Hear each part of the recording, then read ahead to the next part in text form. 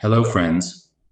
In this video, we intend to examine the deposit issue we encountered with the Equiti Broker.